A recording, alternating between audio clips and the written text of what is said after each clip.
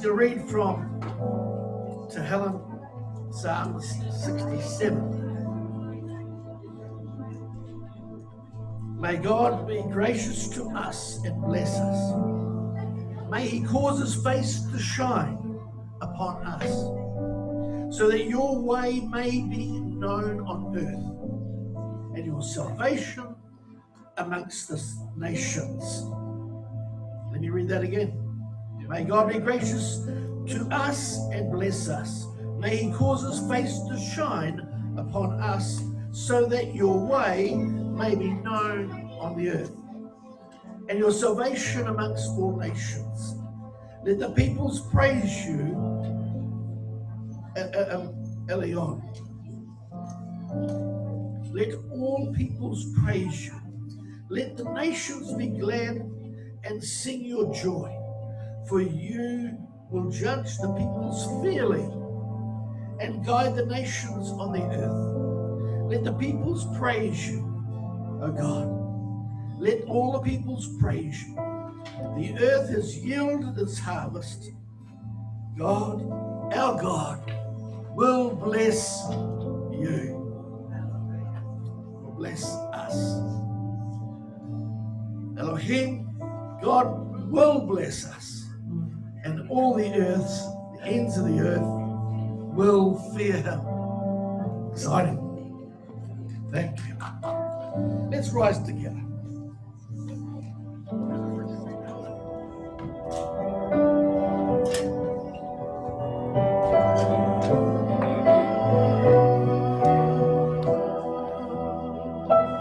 Yeshua.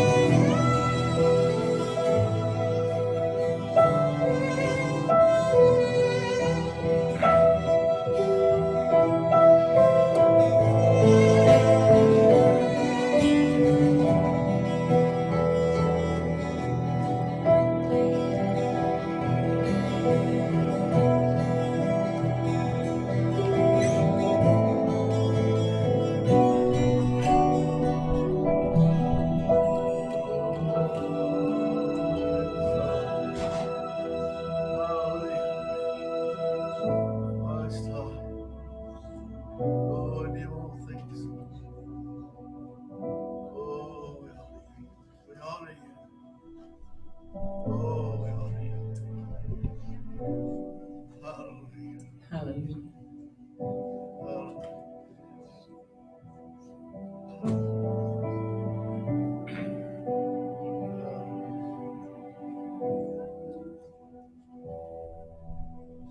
Thank you, Lord. Amen. Can I sit down?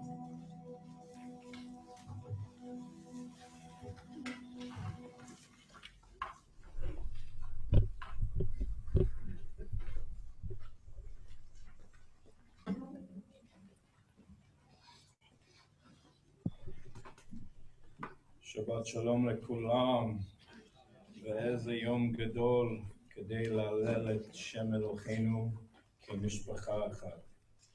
Shabbat shalom to everybody, and what a great day to worship our God as one family.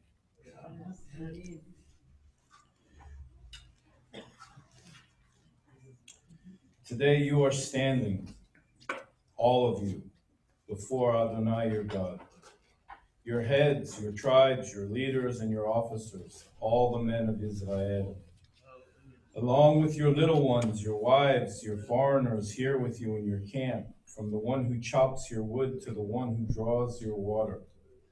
The purpose is that you should enter into the covenant of Adonai your God and into his oath, which Adonai your God is making with you today, so that he can establish you today for himself as a people, so that for you he will be God, as he said to you, and he swore to your ancestors, to Abraham, Yitzhak, and Yaakov. But I am not making this covenant and this oath only with you. Rather, I am making it both with him who is standing here with us today before Adonai our God, and also with him who is not here with us today. I read this last year. I'm highlighted from last year. And my note right there when it said, I am making this both with him who is standing here with us today before Adonai, and also with him who is not here today. He was already prophesying that this word was for those who would later come, but they are called into this covenant with us.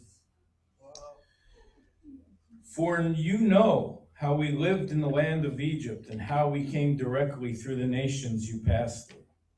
And you saw their detestable things in their idols of wood, stone, silver, and gold that they had with them. So let there not be among you a man, woman, family, or tribe whose heart turns away today from Adonai our God to go and serve the gods of those nations. Let there not be among you a root bearing such a bitter poison and wormwood. If there is such a person, when he hears the words of this curse, he will bless himself secretly, saying to himself, I will be all right. Even though I will stubbornly keep doing whatever I feel like doing, so that I, although dry, sinful, will be added to the watered, righteous.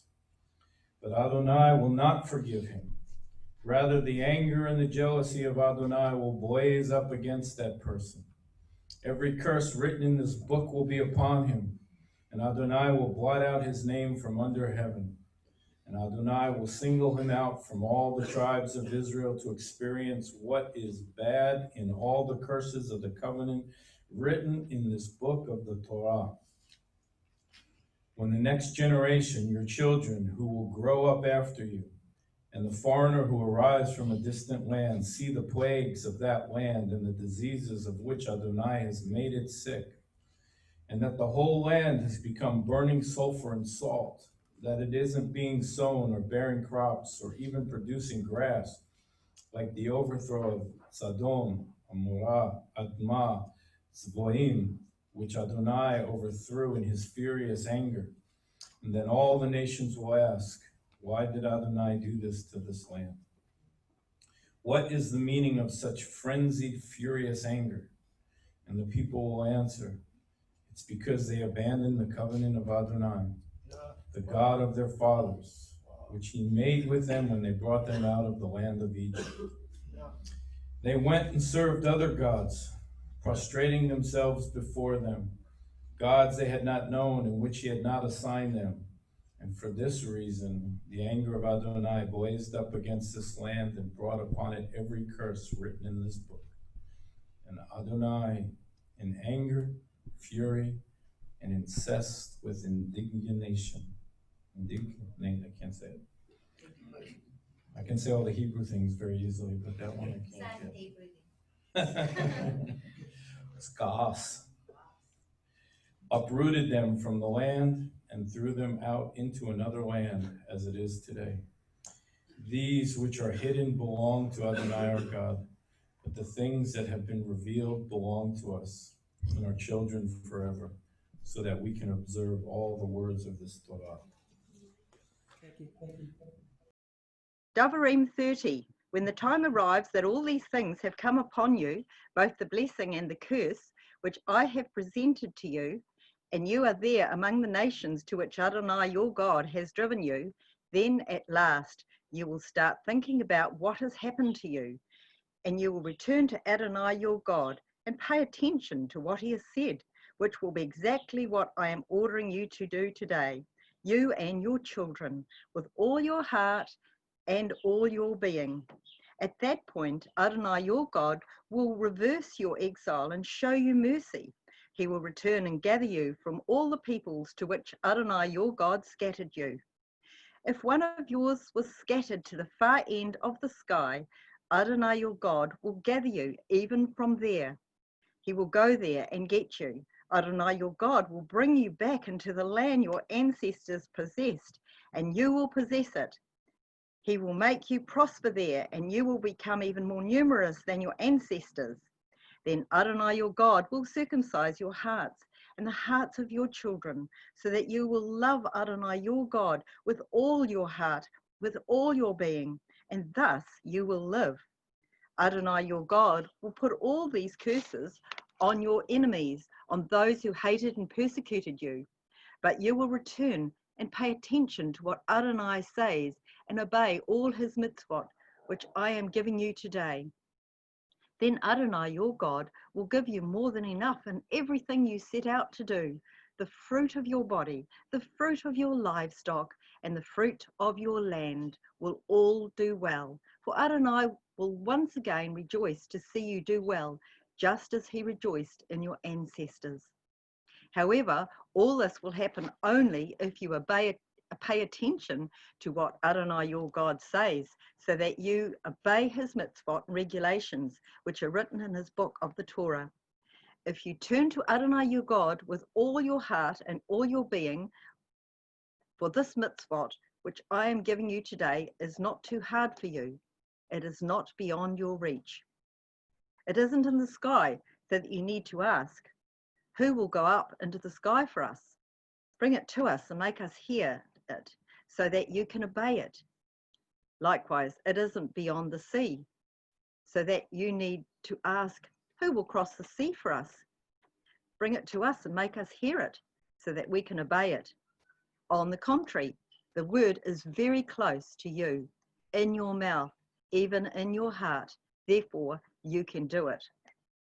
Look, I'm presenting you today with, on the one hand, life and good, and on the other, death, and evil, and that I am ordering you today to love Adonai your God, to follow his ways, and to obey his mitzvot, regulations, and rulings.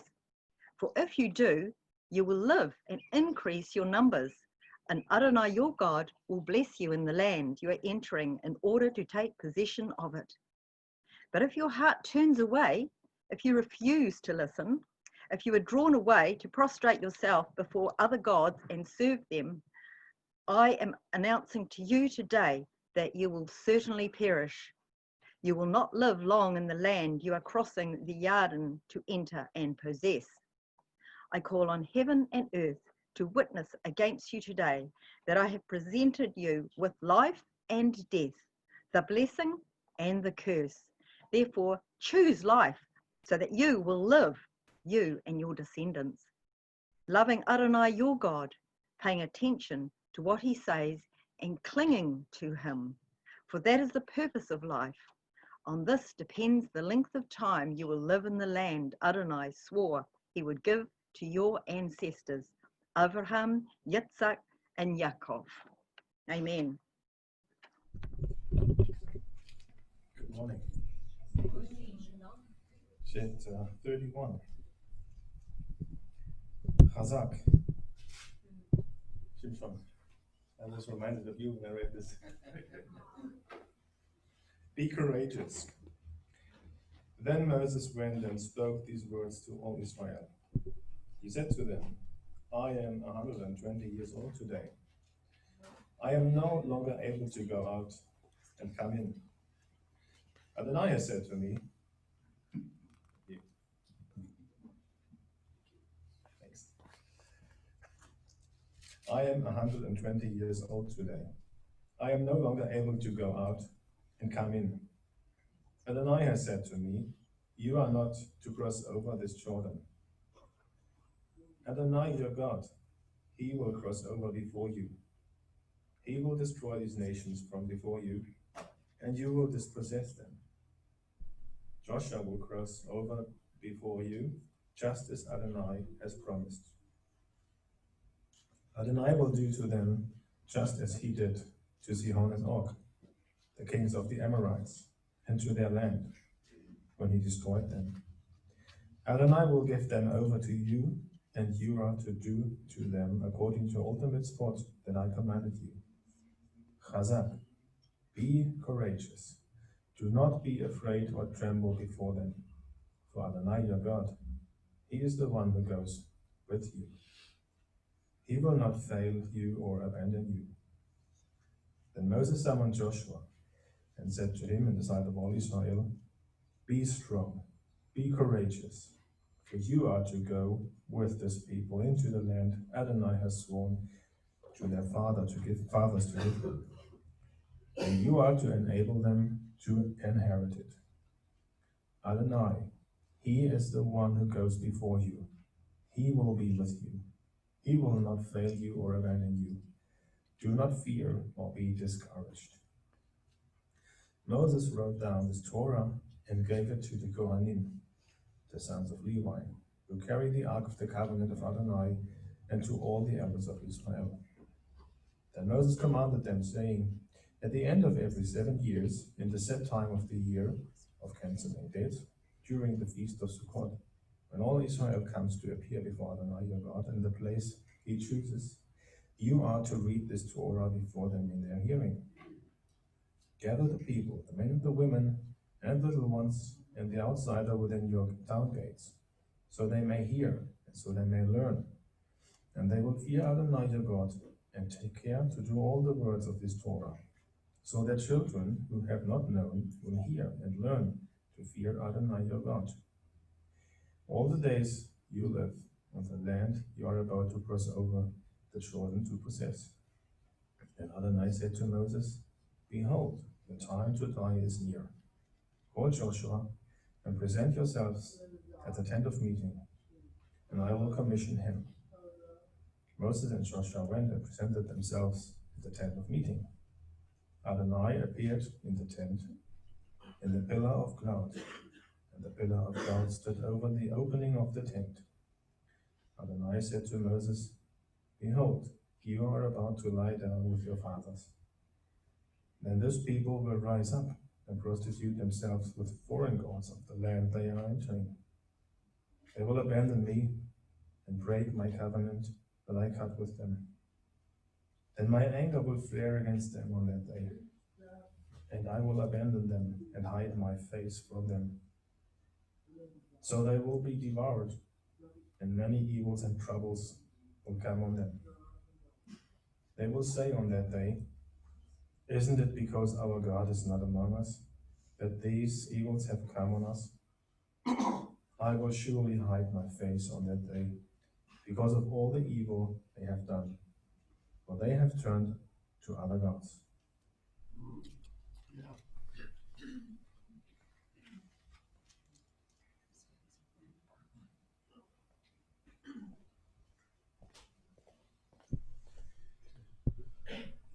Shabbat Shalom. Now write this song for yourselves and teach it to Bnei Israel. Put it in their mouth, so that this song may be a witness for me against Bnei Israel. For when I bring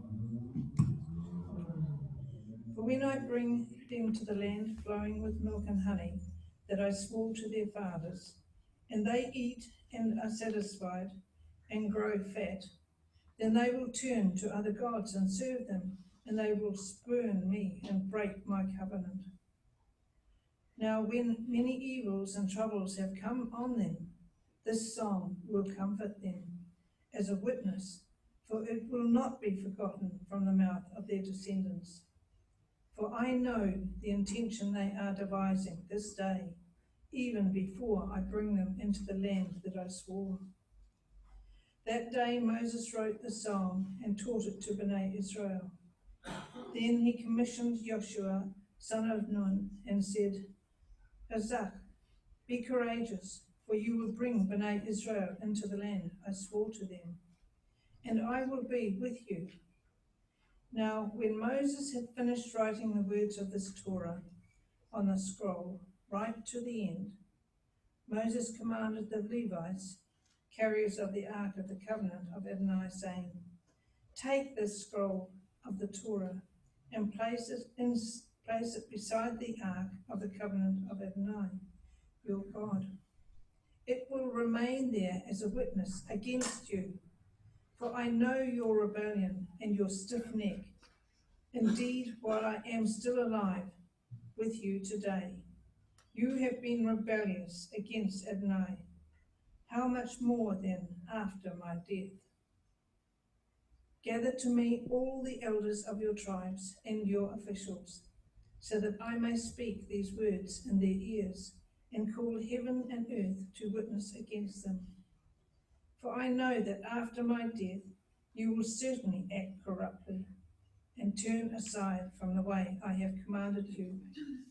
So evil will fall upon you in the latter days, because you will do what is evil in the sight of Adonai, provoking him to anger by the work of your hands." Moses spoke in the hearing of the whole community of Israel the words of this song right to the end. Lovely.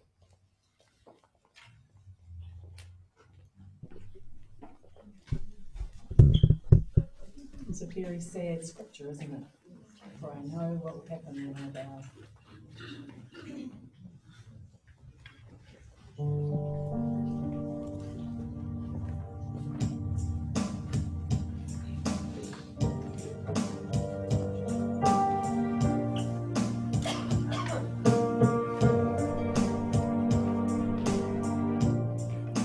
we go.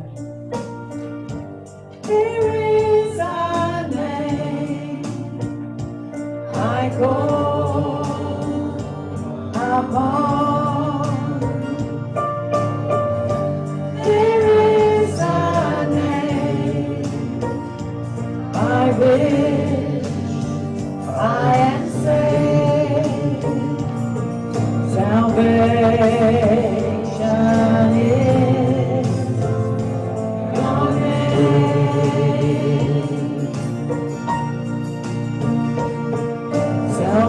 Salvation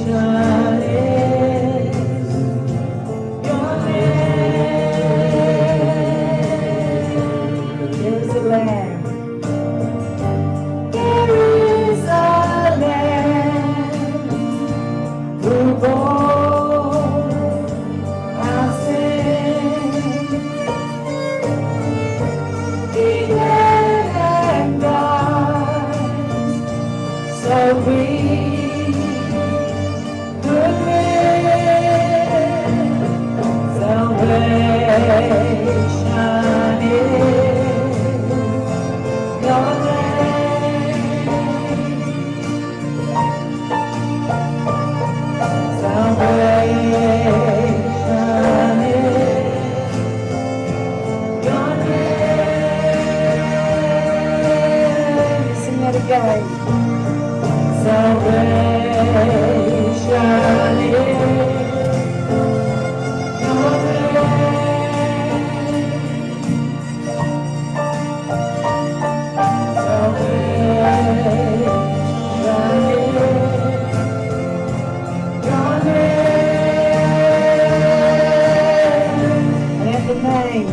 and at the name of Yeshua, one day every knee shall bow,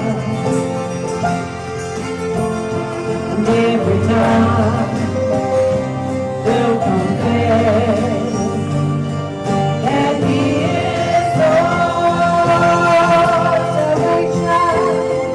Salvation is your name.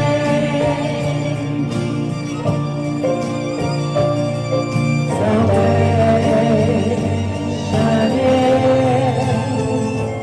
your name. Yeshua is your name. Yeshua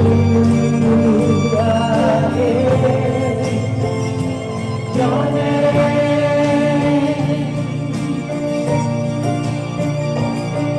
Yeshua is your name. Sing it again. Yeshua is your name.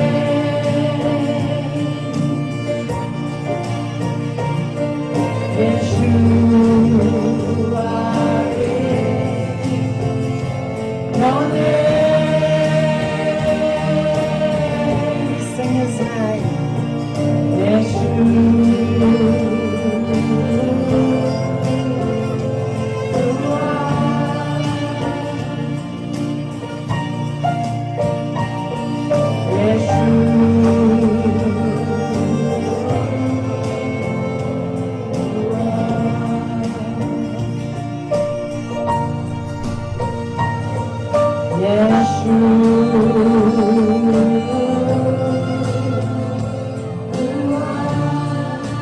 What a wonderful name.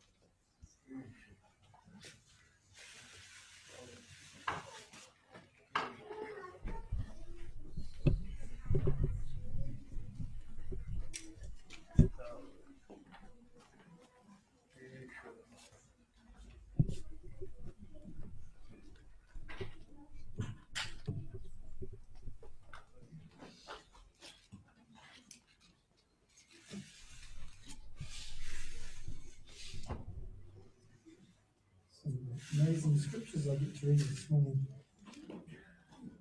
I will rejoice greatly in Adonai. My soul will be joyful in my God. For He has clothed me with garments of salvation. He has wrapped me in a robe of righteousness. like a bridegroom wearing a priestly turban, like a bride adorning herself with jewels. For the earth brings forth its sprouts, and its garden causes things sown to spring up. So Adonai Elohim will cause justice and praise to spring up before all nations. For Zion's sake, I will not keep silent. For Jerusalem's sake, I will not rest until her righteousness shines out brightly, and her salvation is a blazing torch. Nations will see your righteousness, and all kings your glory. You will be called by a new name, which Adonai's mouth will bestow. You will also be a crown of beauty in the hand of Adonai, and a royal diadem in the hand of your God. No longer will you be termed forsaken. No longer will you be termed desolate. Instead, you will be called, my delight is in her, in your hand, in your land, married. For Adonai delights in your land, for Adonai delights in you, and your land will be married. For as a young man marries a virgin, so your sons will marry you. As a bridegroom rejoices over a bride, so your God will rejoice over you. On your walls, Jerusalem, I have set watchmen all day and all night. They will never hold their peace. You who remind Adonai, take no rest for yourselves, and give him no rest until he establishes and makes Jerusalem a praise in the earth. Some wistful people around. Should be lots of us.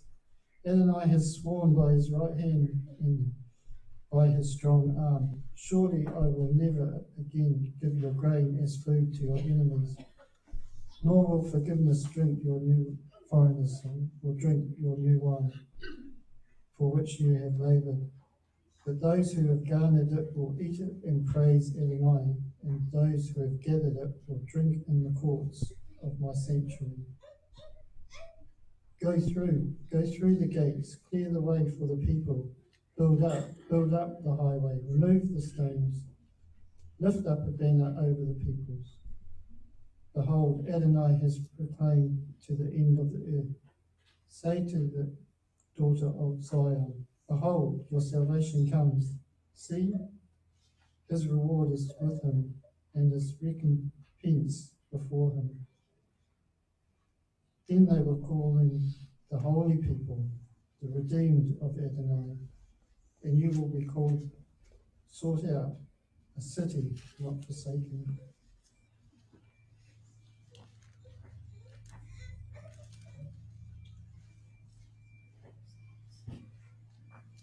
Who is coming from Edom in crimson garments from Bozrah? This one splendid in his apparel, pressing forward in his great might. It is I who speak in righteousness, mighty to save. Why is your apparel so red, your garments like the one who treads in a winepress? I have trodden in the winepress alone from the peoples. No man was with me. I trod them in anger and trampled them in my wrath. Their lifeblood splattered my garments, so I stained all my robes. For a day of vengeance was in my heart, and my year of redemption has come. I looked, but there was no one to help. I was amazed, but no one was assisting. So my own arm won victory for me, and my wrath upheld me. So I trod down the peoples in my anger, and I made them drunk in my wrath, and I poured out their lifeblood on the earth. I will remember the loving kindness of Adonai, the praises of Adonai according to all that Adonai has granted us, and the great goodness towards the house of Israel, which he has granted them according to the compassion and according to the abundance of his loving kindness. For he said, surely they are my people, children who will not deal falsely. so he became his Saviour.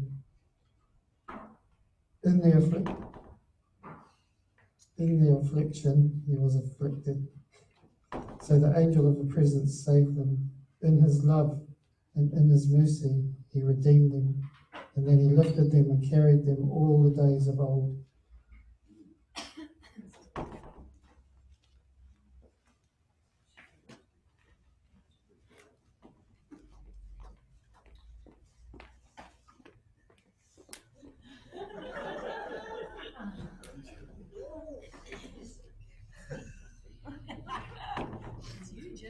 It's me. I'm so sorry.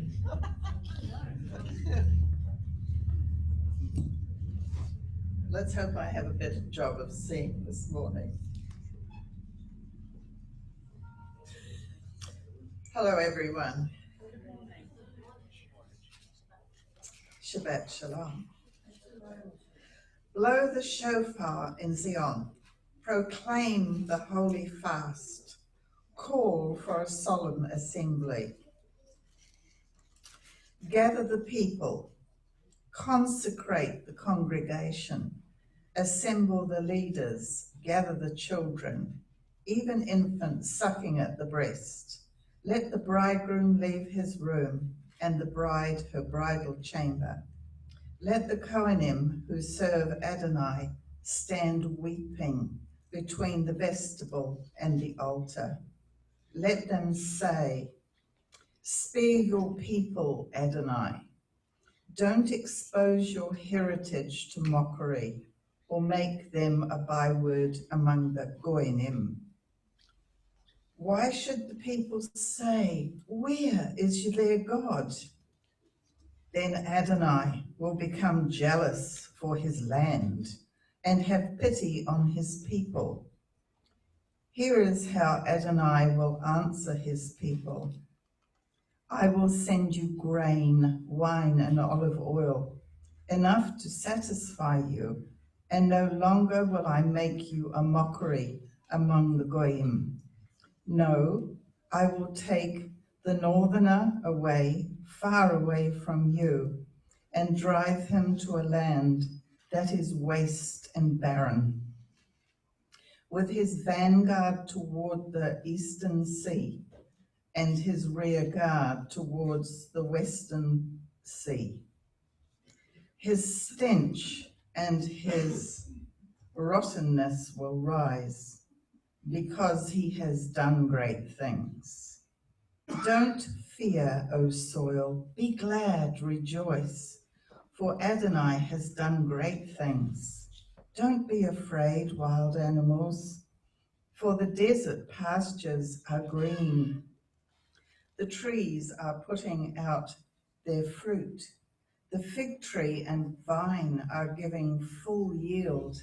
Be glad, people of Zion. Rejoice in Adonai your God, for he is giving you the right amount of rain in the fall. He makes the rain come down for you, the fall and spring rains. This is what he does first. Then the floors will be full of grain, and the vats overflow with wine and olive oil. I will restore to you the years that the locusts ate, the grasshoppers, shearer worms, and cutter worms, my great army that I sent against you. You will eat until you are satisfied, and will praise the name of Adonai, your God, who has done with you such wonders. Then my people will never again be ashamed. You will know that I am with Israel, and that I am Adonai your God, and that there is no other. Then my people will never again be shamed.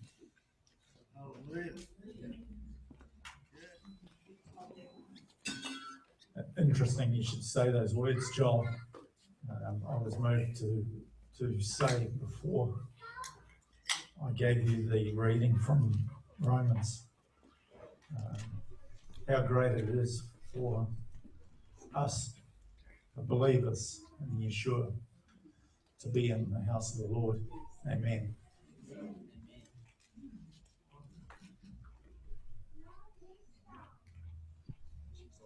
So I'm reading from the book of Romans, from Romans 9, verse 30. What shall we say then? That Gentiles who did not pursue righteousness attained righteousness, that is, the righteousness of faith. But Israel, who pursued the Torah of righteousness, did not reach the Torah. Why? Because they pursued it not by faith, but as if it were from works. They stumbled over the stone of stumbling. Just as it is written, behold, I lay in Zion a stone of stumbling and a rock of offense. And whoever believes in him shall not be put to shame. Brothers and sisters, my heart's desire and my prayer to God for Israel is for their salvation. For I testify about them that they have zeal for God, but not based on knowledge.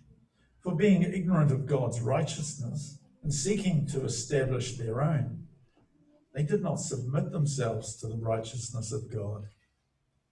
For Messiah is the goal of the Torah as a means to righteousness for everyone who keeps trusting. For Moses writes about the righteousness that is based on Torah. The man who does these things shall live by them. But the righteousness based on faith speaks in this way. Do not say in your heart, who will go up into heaven? That is to bring Messiah down. Or, who will go down into the abyss? That is to bring Messiah up from the dead. But what does it say? The word is near you, in your mouth and in your heart. That is the word of faith that we're proclaiming. For if you confess with your mouth that Yeshua is Lord, and believe in your heart that God raised him from the dead, you will be saved. For with the heart it is believed for righteousness, and with the mouth it is confessed for salvation. For the scripture says, whoever trusts in him will not be put to shame. For there is no distinction between Jew and Greek. For the same Lord is Lord of all, richly generous to all who call on him. For everyone who calls upon the name of Adonai shall be saved. Amen.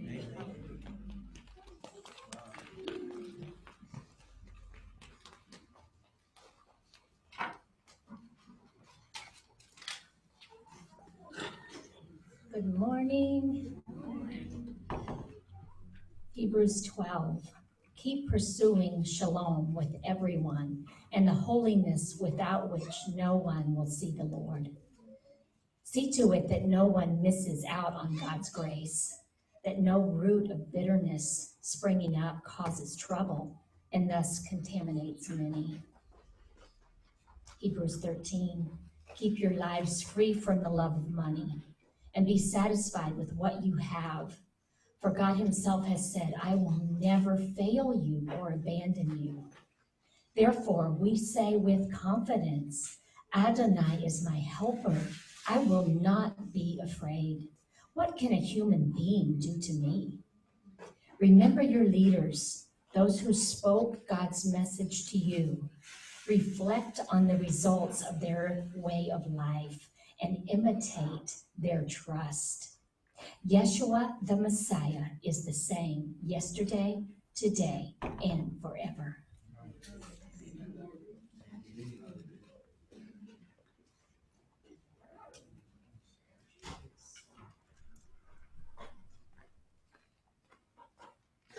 Shabbat Shalom. It's great for us to be together and lovely to see everyone this morning. I'm pretty excited about reading from Revelation because I know if you guys are like me, when I read Revelation, I just think, yes, this is it. This is what we've been waiting for. So we're reading from Revelation 14. And of course, our world, we're seeing a bit more of Babylon rising in these days. So let us rejoice in what the Lord is going to do. Revelation 14. Then I looked, and there was a Lamb standing on Mount Zion, and with him were 144,000 who had his name and his Father's name written on their foreheads. I heard a sound from heaven, like the sound of rushing waters and like the sound of pealing thunder. The sound I heard was also like that of harpists playing on their harps. They were singing a new song before the throne and before the four living beings and the elders. And no one could learn the song except the 144,000 who have been ransomed from the world. These are the ones who have not defiled themselves with women, for they are virgins. They follow the Lamb wherever he goes.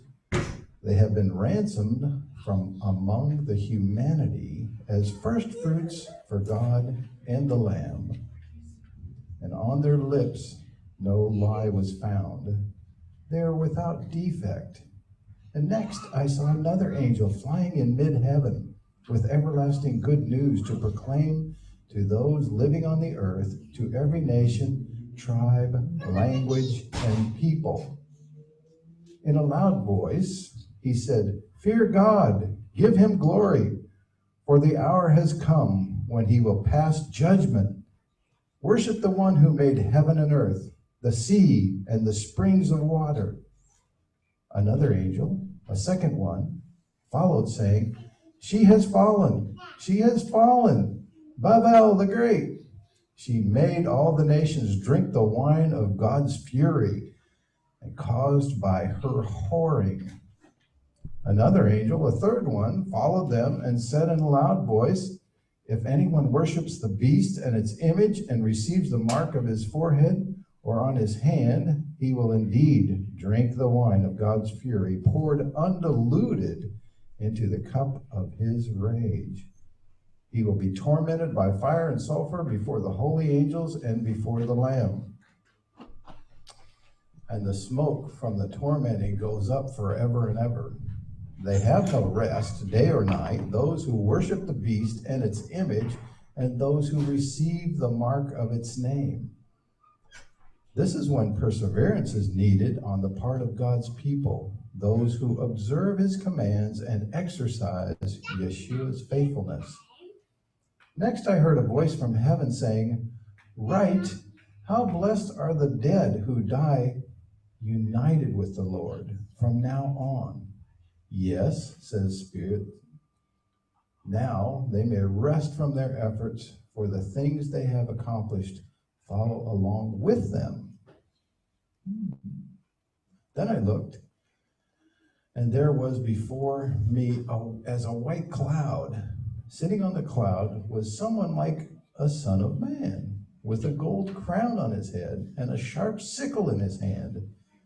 And another angel came out of the temple and shouted to the one sitting on the cloud, "Start using your sickle to reap, because the time to reap is come. The earth's harvest is ripe." The one sitting on the cloud swung a sickle over the earth, and the earth was harvested. Another angel came out of the temple in heaven, and he too had a sharp sickle. Then out from the altar went yet another angel, who was in charge of the fire.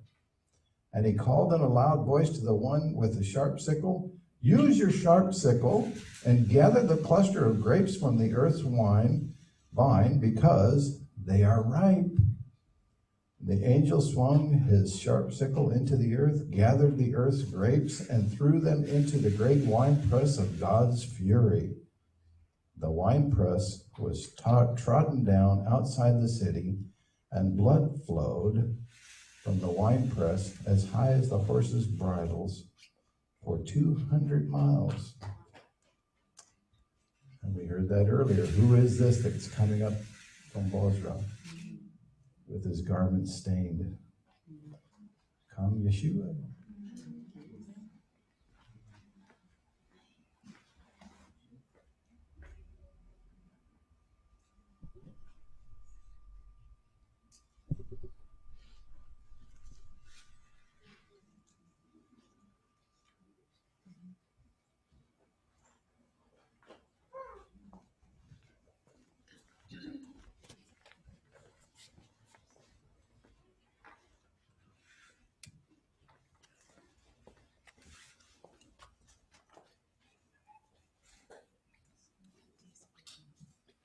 Hello, do you hear me? No? No. No, you can.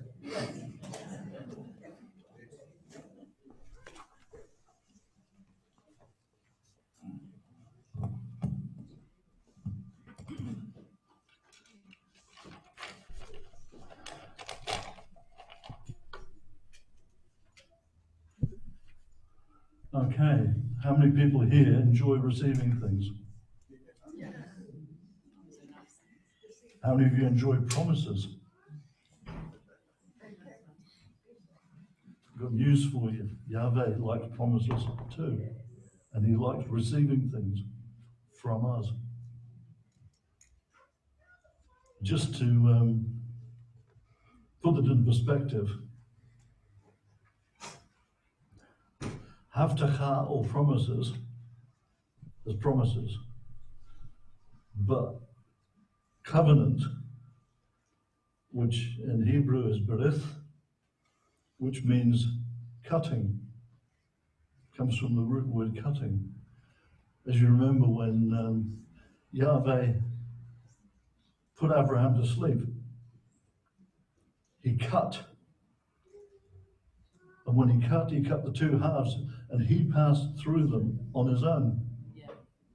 Abraham didn't go through it with him. He went through on his own. That's a berith. That's him making the promises of the covenant, and the only person responsible for it was him. Didn't make any difference whether Abraham agreed or not. He was fast asleep.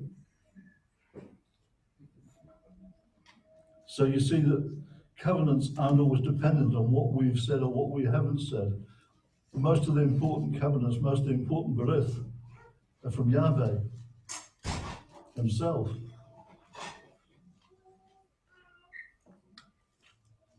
So to put it in Jewish perspective, promises, schmomises.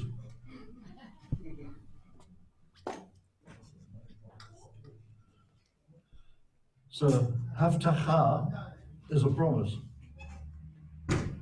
Berith is a covenant, and it comes from the word to cut, to spill blood. And you'll see in there all the way through this, there is no redemption. There is no beating of sin without the blood, without the covenant. All the way through Torah, we see Havtacha or promise. After promise, after promise, after promise. And who do most of the promises come from? From Yahweh. The first covenant was the creation of earth.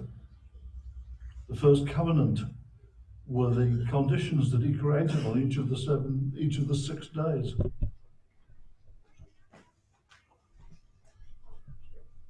And you'll see that when he talks about covenant, when he talks about Shabbat, which was the day that he created, on the 7th day as the day of rest. It was his day of rest. When he originally created it, it was a covenant for him. But he gave it to us as a covenant, as a promise.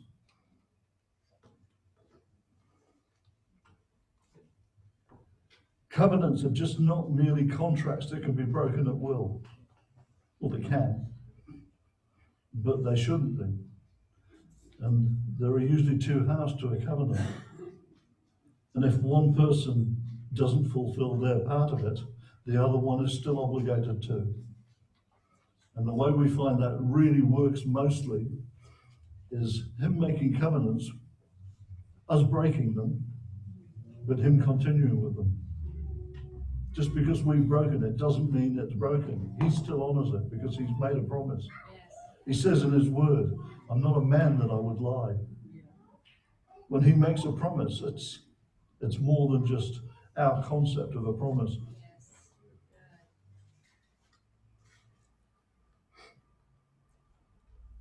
From Abba's perspective, the covenants that he's made will never be broken. And because some people don't understand that, they say, oh, Israel's gone. Israel's finished. No. What are most of the promises about in here? Israel.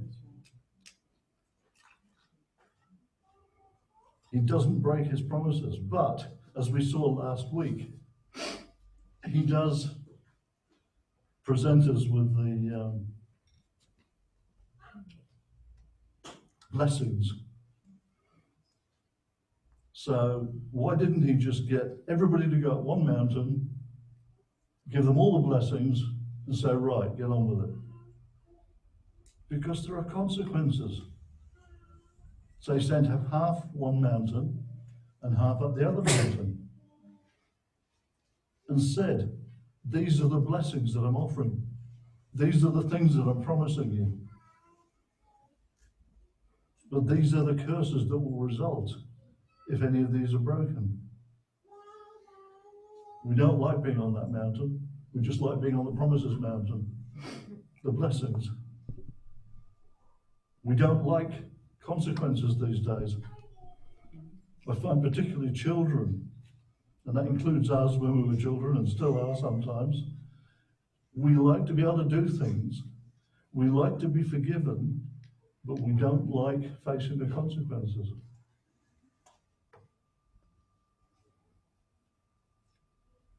So starting with Adama, or Ish and Isha, or Adam and Eve as they're known, in the garden, promises were made. Abba gave him very clear instructions on what to do and what not to do. And Adam made all of his promises of what he was going to do. How long did it take? Not long. There were things that came in and made it inconvenient to fulfill those promises.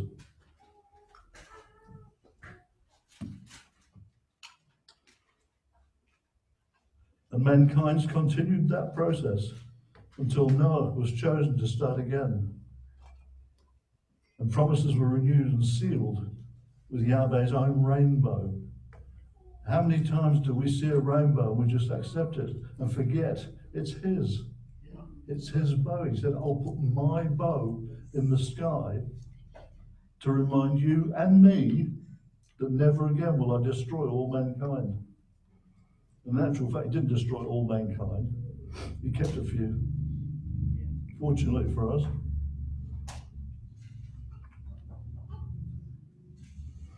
So these promises were renewed and they were sealed with Yahweh's own rainbow, who promised never to repeat the event.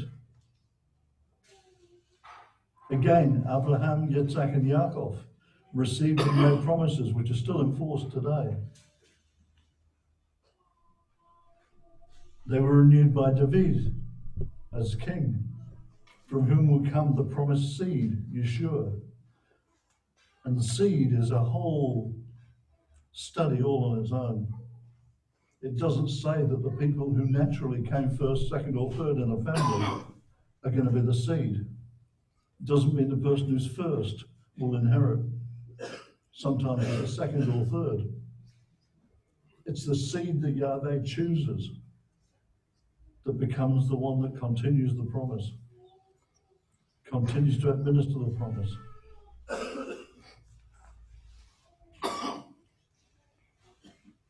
So Yeshua came as the seed of Yeshua.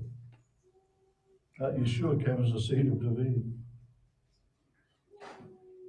And again, each time these promises were made again, they fulfilled each of the previous covenants.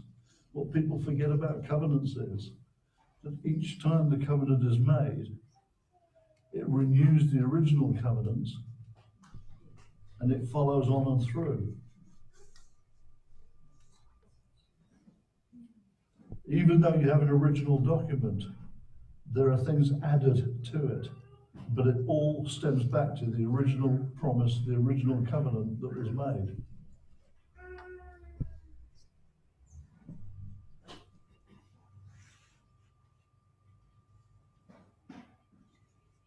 Promises were made based on prophecy that took all of the previous berith, the previous covenants, and renewed them with future promises through prophecy for a redeemed mankind, us. So if you didn't think you were in the Old Testament, I got news for you. We were all in the Old Testament. and the new, which again I'll talk to about. There is no old and new. There's a progressive covenant.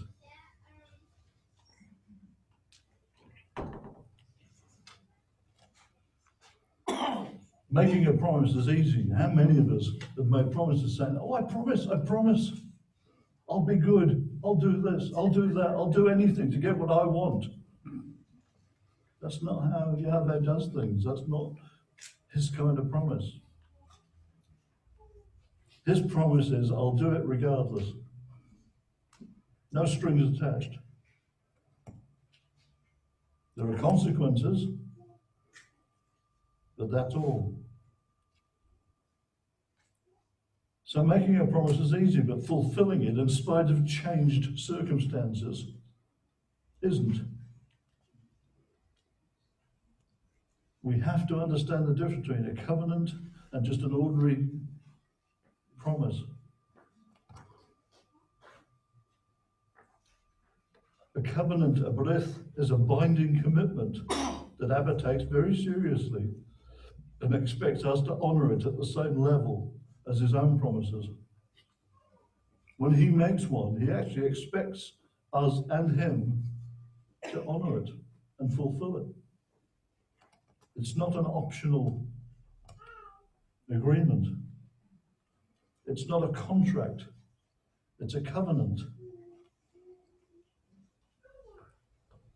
In fact, he expects us as believers to treat all of our promises to him as covenants. You ever thought about that when you made him a promise? If you do this for me, I'll do that for you. How many of us have made that? If you do what I want, if you give me what I need, if you keep this person safe, if you do, it just goes on and on and on. If you do that, I'll do this. How many times have we actually fulfilled that promise when we made it? Not as many times as we'd like. He expects us to treat all of our promises to him and all of our promises from him as covenants. In some societies, in some cultures, a simple handshake is binding. You don't need to write anything down. Handshake seals the deal. I've been to places where people still make millions of dollar deals based on a handshake. Particularly relevant is the diamond trade. In the diamond trade, you tend to get ultra-Orthodox people, families. They do the deals because they're all family. They don't just get strangers coming in and out and buying diamonds. And they do hundreds of $millions of deals in diamonds based on a handshake.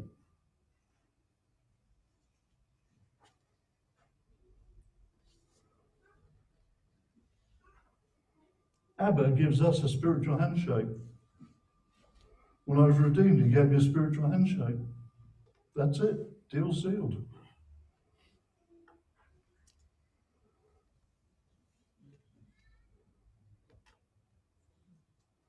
So when we enter into a commitment with him, that's how we need to view it. So I think we need to be a lot more careful before we make promises. We need to be a lot more careful and consider what we're doing when we make a covenant. Can't just treat it like a contract. Marriage is not a contract that can be broken whenever you feel like it. What makes it a covenant is the fact that Abba's involved in the deal.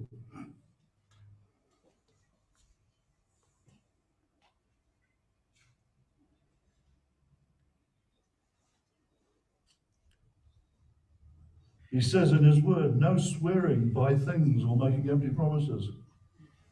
I swear on the Bible. I swear on the word. I swear on my mother's head. I've heard it so many different things that people swear by. And like he said, that's nonsense.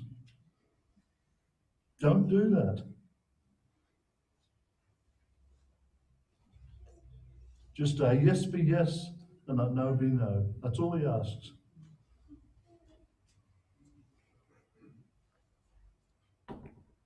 We either say yes or no. Or maybe, I just need to go and pray about it. No, it's either yes or no.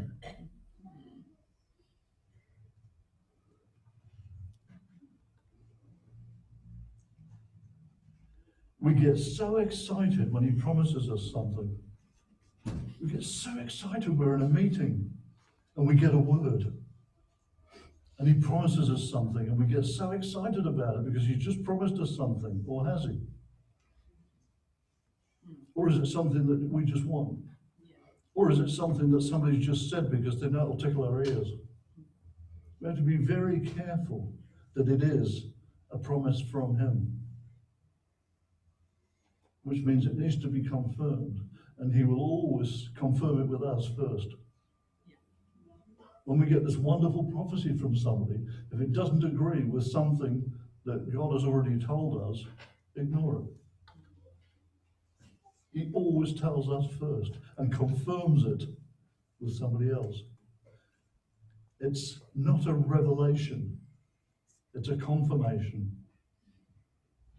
So many people are bitter and twisted because they got a prophecy 15 years ago and it still hasn't been fulfilled yet. They get angry with God because it hasn't been fulfilled yet. And he's saying, I never said that. I didn't tell you that.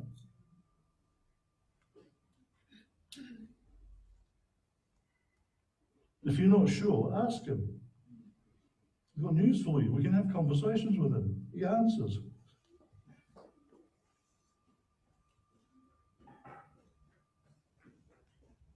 Isn't it interesting that in psychiatry, they have no problem with you talking to God.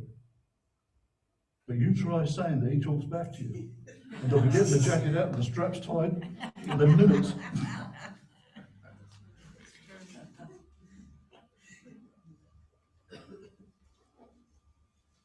We get excited when he promises us something and we wait expectantly for it to materialize.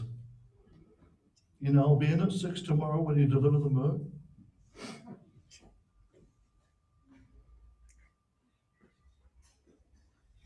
I think the main thing that we heard over the years was the traffic lights. Sometimes he says yes, sometimes he says no, sometimes he says wait. So sometimes we get a green light, sometimes we get a red light, and sometimes we get an amber light. We need to be careful.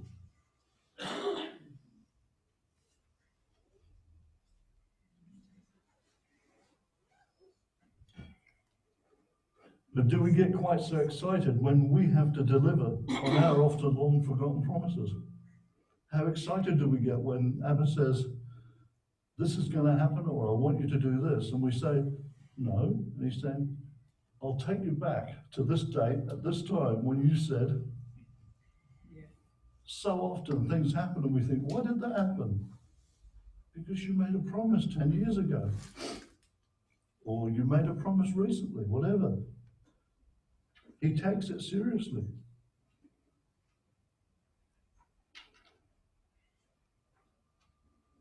Abba gets excited as he waits expectantly and patiently for us to fulfill our pledges. And he eagerly sees them as steps in our journey of character building. When we deliver on a promise that we've made to him, he sees it as a great step forward for us because he's more interested in our character than our ministry. Right? Don't worry about your ministry. Worry about your character. I've seen a lot of people with good ministries and bad characters, and it destroys it.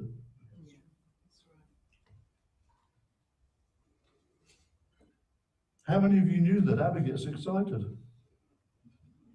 about things we say? Why? Because he's a father. Don't you get excited when your children say something really good, really positive, and do something that's a sign that their character is being built up? We get excited. I think some of us think he's sitting there in his throne with a serious face, and he never gets excited, and he never laughs. And I don't know who your father is, but that's not mine. He gets excited.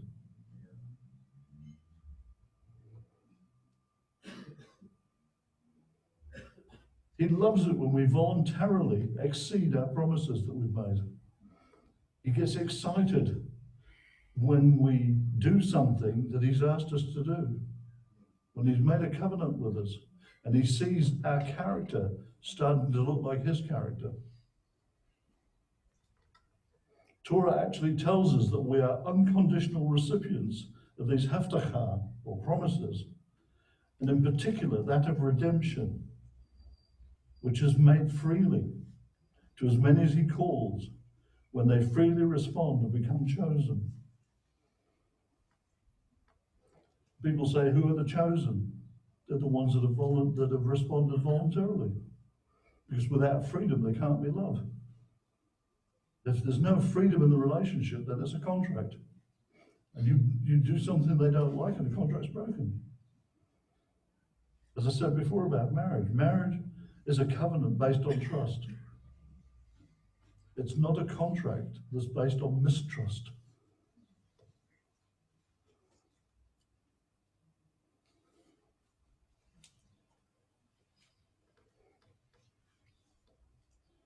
Yahweh promised Abraham a haftachah land. Israel is a haftachah, it's a covenant, it's a promise. Everybody thought it had been broken. He doesn't break promises. In the 1940s, he renewed the covenant. Just because there's time in between doesn't mean he changes his mind.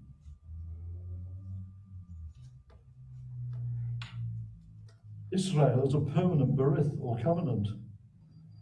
And the interesting thing is, he said in there that there are boundaries yet to be fulfilled. Have a look sometime and see what he's actually promised in terms of the size of the land and the boundaries. Do you think he's finished? Has he said in his promises that that's what's going to happen? Then that's what's going to happen. Timing? No idea. But it's going to happen.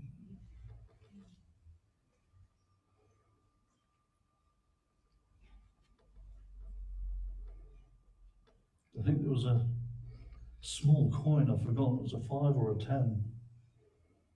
And on that coin there was a map.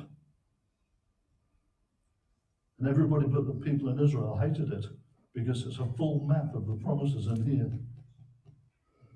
And they don't talk about it much now, but at the time it was about Greater Israel. So that became politically incorrect after a while. But Greater Israel is still yet to happen because he's promised. There's a contract in there.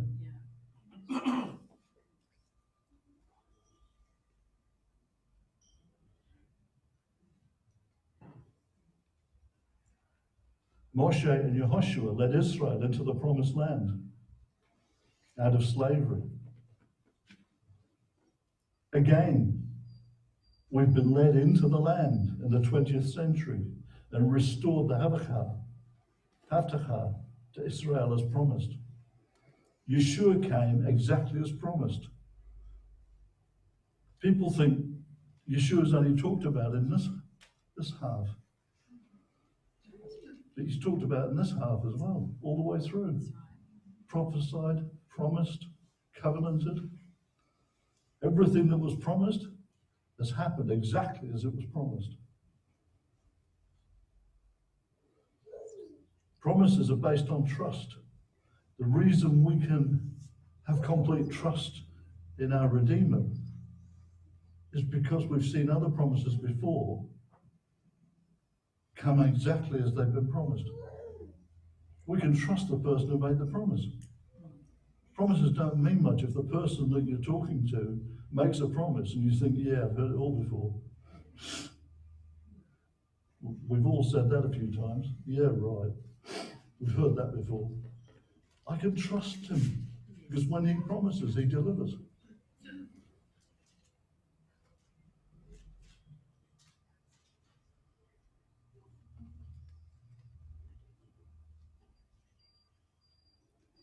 Yeshua came exactly as promised and led the captives into the spiritual kingdom of our promised land. And Abba's promised that Messiah will return again and lead us all into this promised land, his permanent Shabbat rest, in a new earth containing a new Jerusalem. Where it's going to be, what it's going to look like, I don't care. If he's promised it, I'm just looking forward to seeing it.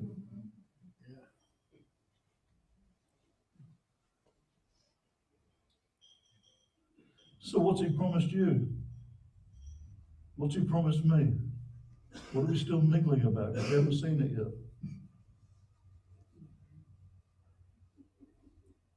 What have we done along the way to stop it and delay it? Have we got tired and disappointed and given up on them? Sometimes. Well, it didn't really turn out how I thought it would.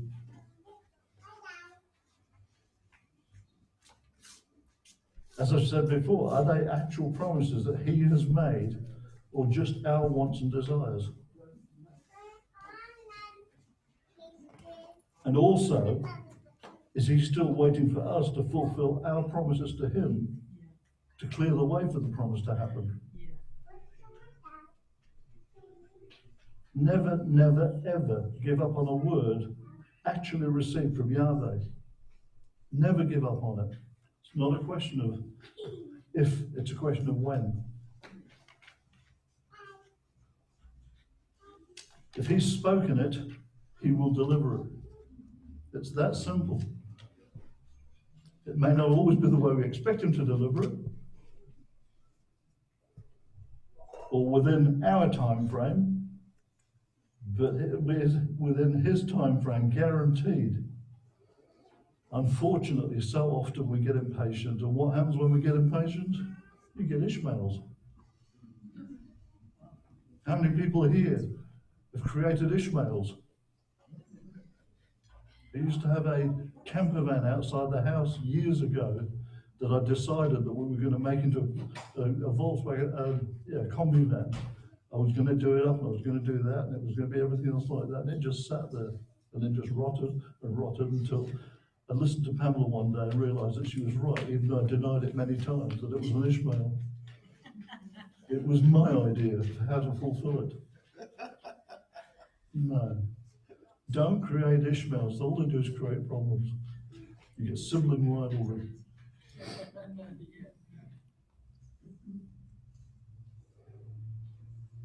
Ishmael is a human substitute for a spiritual promise. And a human substitute can never deliver because it was born out of compromise.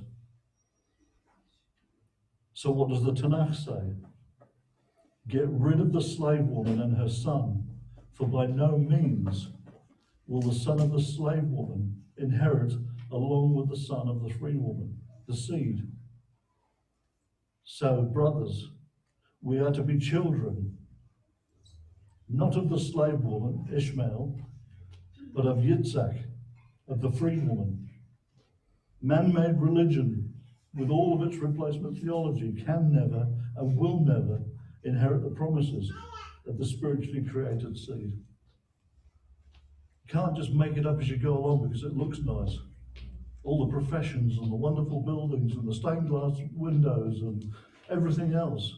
It might look magnificent, might look wonderful, but if it's not part of the seed, it's a compromise, and it will never ever deliver.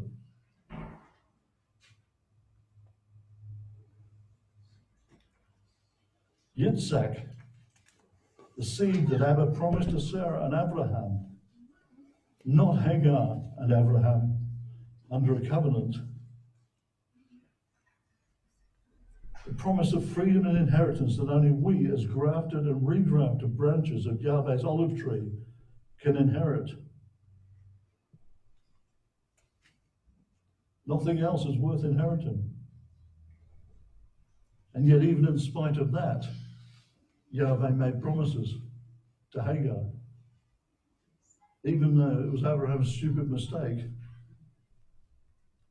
Abba still decided that this woman deserved something.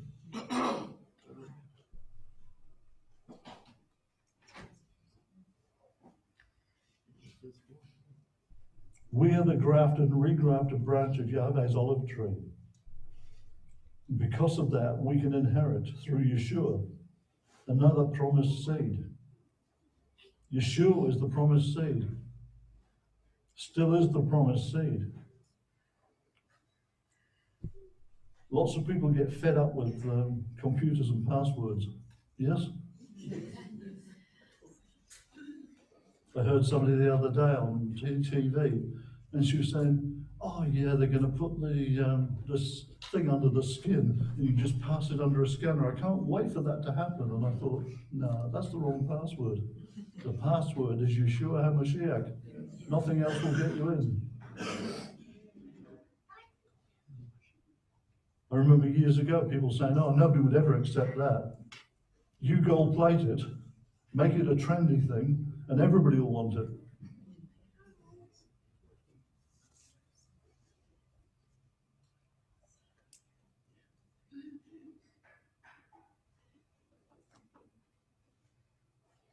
So how do people really know that we are part of Yeshua's Berith covenant? Because we authenticate it by our fruit. That the seed we're descended from is Yeshua. Yet another covenant of promise, inheritance, is our ability to enter into his rest on a weekly basis.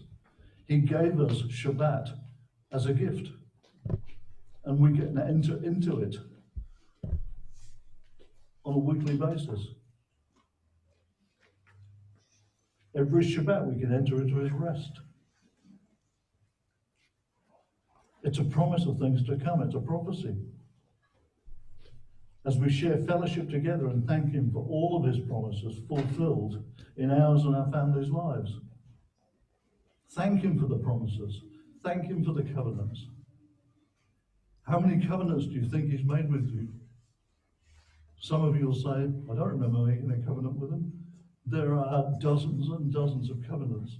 Every time he makes a promise, if he's made it, it's a covenant. And we can trust it.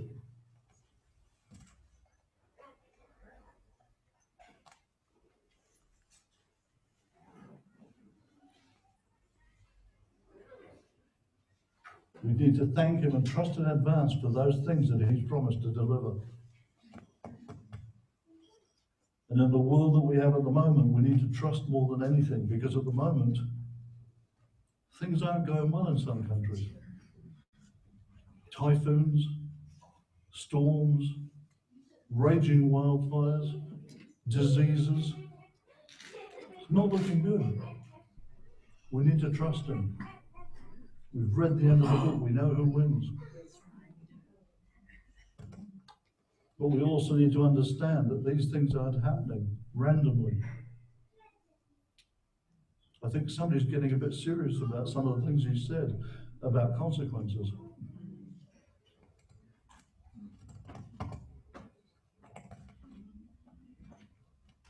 There's so much more that we need to be responsible for, to fully understand and accept about the promises available to us based on all the covenants that have been made, and all that we could achieve for the kingdom if we actually took hold of them. Can you imagine how things would change if we actually took some of the things he said seriously and accept some of the promises he's made of things that are available to us? You think he's changed his mind and that was the time when he did all of his work and now he just keeps out of it? No. All the things that he said were available are still available, and more.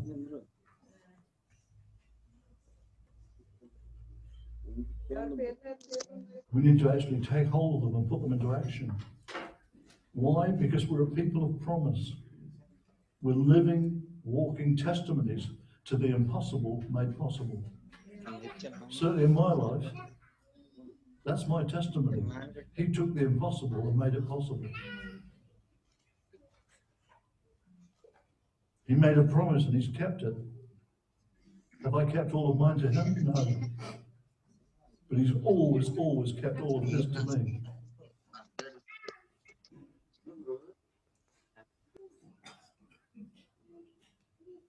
And not just in us, but in our lives and the lives of others. We have access to an unlimited potential. A potential that can only be achieved by a fully committed, promise-keeping, promise-delivering, fully functional body of believers, dedicated to authentic daily kingdom living. How do you achieve authentic daily kingdom living? You base it on Yahweh's promises and expectations, rather than our own limited abilities or inabilities. So often we think that our weaknesses and our inabilities are going to stop everything happening. No. We need to base what happens on a daily basis on His promises and His expectations and trust Him. As I've said many times before, faith isn't the right word. The correct translation is trust. So it's not do you have enough faith, it's do you have enough trust. And if you have enough trust, then you'll believe the promises.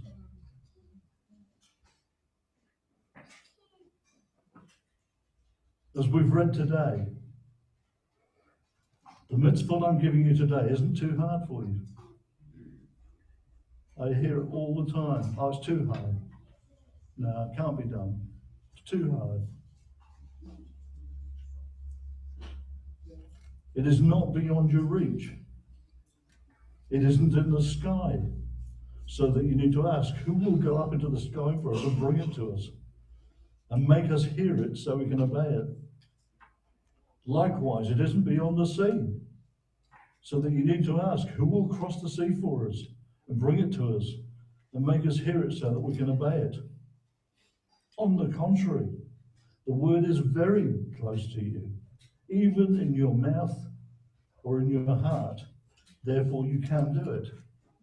So stop looking to some evangelist that's halfway around the world. Stop expecting somebody to come up with something new that we haven't heard before. He said it's near to us. We can achieve it. We can do it. We don't need somebody to come up and do it for us. We don't need a technique. We just need trust. In your mouth and in your heart. You want to look for the word, you want to look for answers? Look in your heart and your mouth. You can do it. That, to me, is the best part of that whole scripture. You can do it. He wouldn't ask us to do it if we couldn't do it. How do we know we can do it? Because He'll give us the ability. It's as simple as that. I can't do it. I remember the thing about Moshe was, I can't do it. I've got bad lips and a stammer and, I can't do it. And Yahweh looks at him, must have shaken his head and said, I know that. You're going to do it because I'm going to help you. And I'll show you how I'm going to help you through your brother. That'll be even worse because of sibling rivalry. You're going to hate the fact that you have to do it through your brother. But I'm going to make him like me to you, to show you that it can be done. And finally, Torah is one complete book of parts. It's like a covenant. It's a book of parts, but it's a whole book. There's no division. It's not two separate halves. That's the bit for the Jews, this is the bit for the Gentiles. It's one complete book, complete set of promises and berith. There is no old covenant and new covenant. There is the original covenant that happened before Adam even made it into the garden, which has been added to and added to and added to get past the Brit Hadashah, and that just basically means testament, which is just another word that they use for covenant. It's not a testament, it's a covenant. And it's a whole, complete, undivided covenant,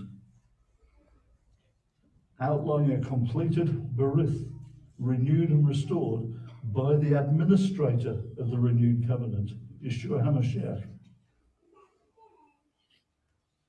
Was it written in parts? Yes. Was it written to a whole complete body? Yes. It's not written. There are letters, there's all sorts of things there, but it's completely united. It's completely one thing.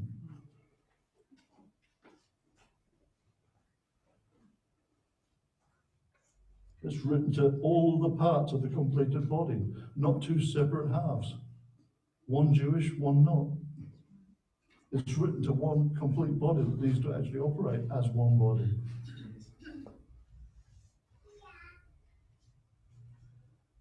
Yahweh expects us to finish with childish ways and show who we are by our love for one another and the spiritual fruit we produce. How do people know who we are? By our love one for another. Unconditional love. Ahava. For our love one for another and the spiritual fruit we produce and keeping our promises. We need to accept the promises he's made. We need to take responsibility for them. And we need to fulfill them. So shalom, haftacha ha-Elohim, promises of God, shalom.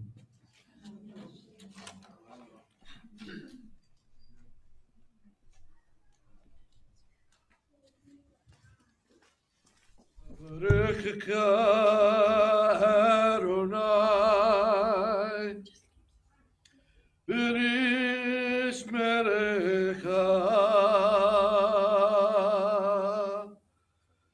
Ya'er Adonai panav elecha, B'chudecha,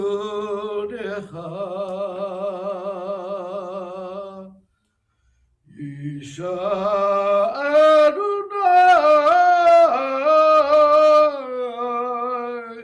panav elecha, v'yashem lecha, v'yashem lecha,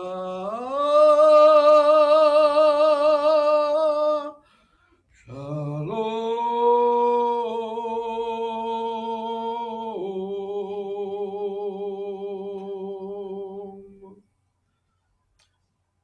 Adonai bless you and keep you. Yahweh make his face to shine on you and to be gracious to you. Yehovah turn his face towards you and grant you shalom. Go in his peace. Go in his, and bring his peace to all those around you. Because you and I are the light. We have received the covenant. We're part of the covenant. The requirement of the covenant is to share the God of the covenant. Share his love. Share his goodness. Share his mercy. Share his grace. And bring peace to the communities that you live in. Shabbat shalom. Shabbat shalom.